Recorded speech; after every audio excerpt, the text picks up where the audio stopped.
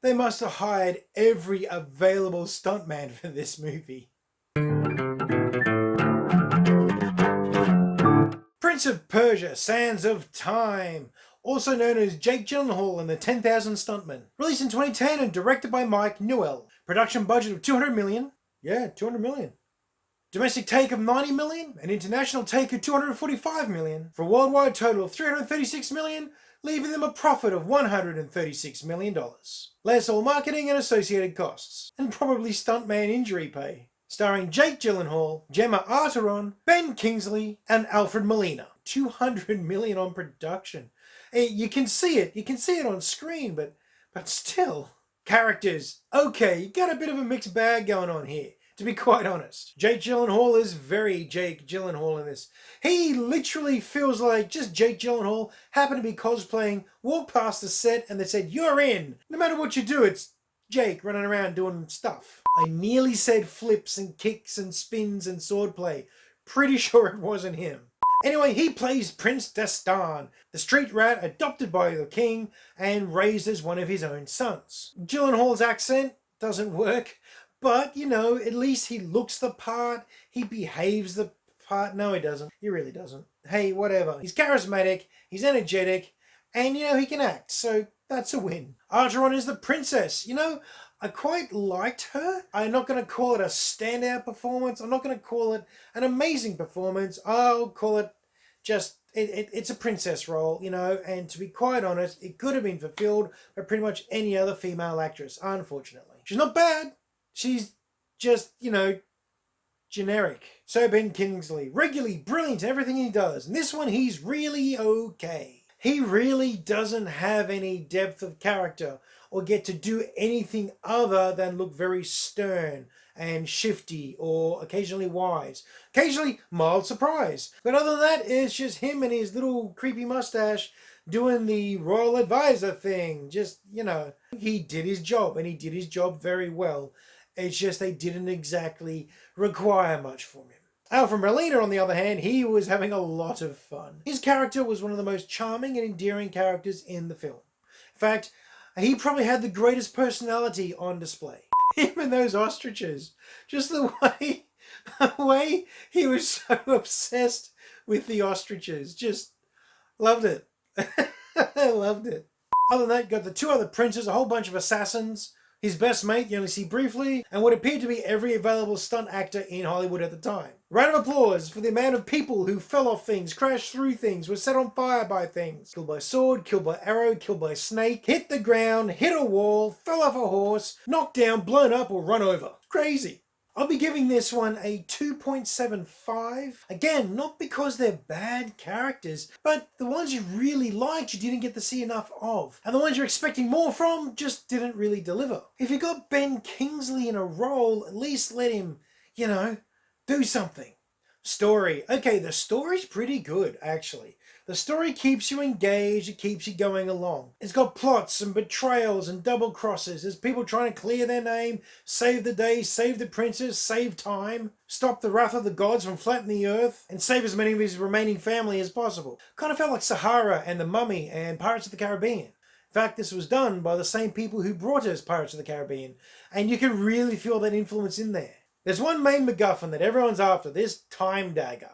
And this thing changes hands, what, 8, 9 times during the movie? As for the concept, it makes about as much sense as the Mummy movies did. The moment the time dagger comes into play, it all gets a bit, well, goofy. It stops being something you can genuinely believe in, but it doesn't really matter because they set it up so much that you're in now, you're here now, you might as well watch it. Plus it's in the title, you know, Sands of Time. And then when it turns into a dagger that has time sand in it, you go, oh, all right, well, that makes sense. And as usual with these sorts of adventure movies, you know the good guy's going to win. It's just a matter of how does he get there and how does he do it. And who's left standing by the end? The answer to that bit is not many people.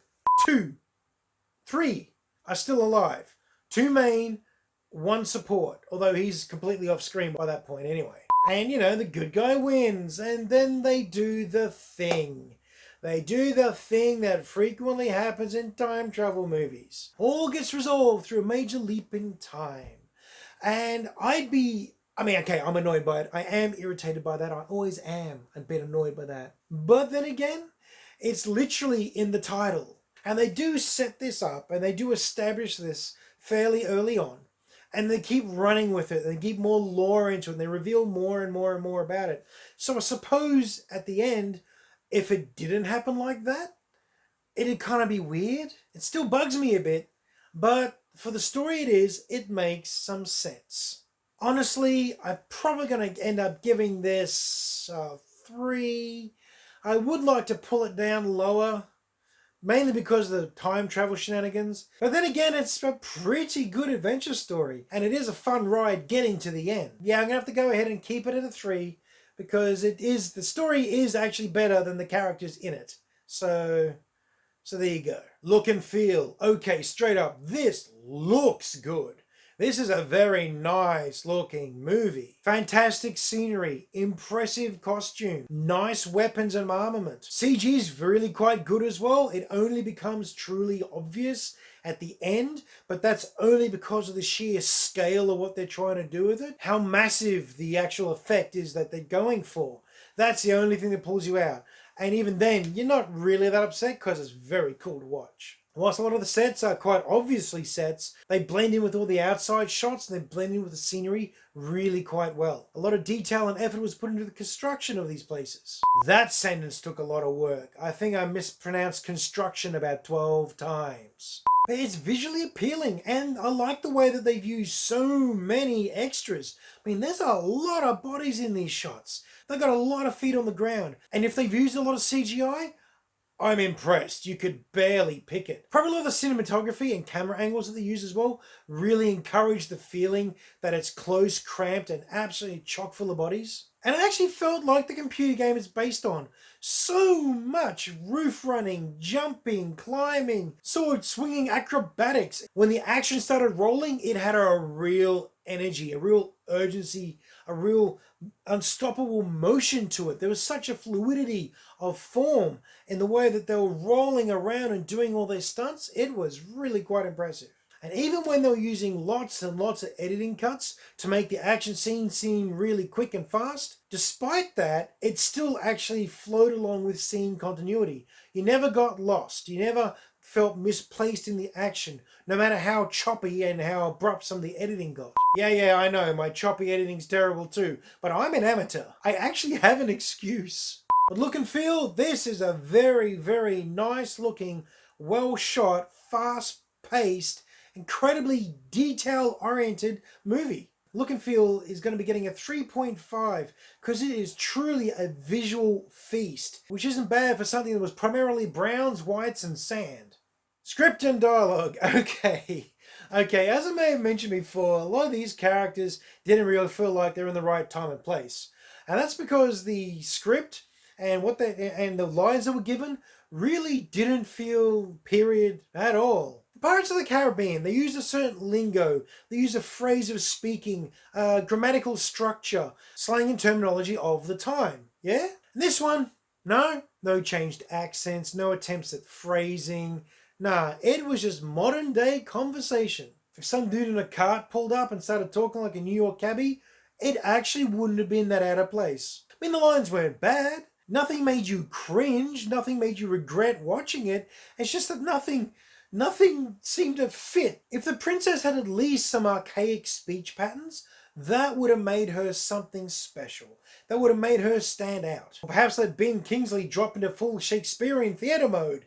That would have been cool. But no, it was standard conversations from the hero and the heroine. It was your basic adventure movie dialogue. I'm sure this sounds like I'm just picking on it for no reason, but if you watch the movie, maybe you'll understand. It just didn't sell it. Maybe I'm just focusing on this too much, but it just stuck in my brain and I can't not see it or hear it.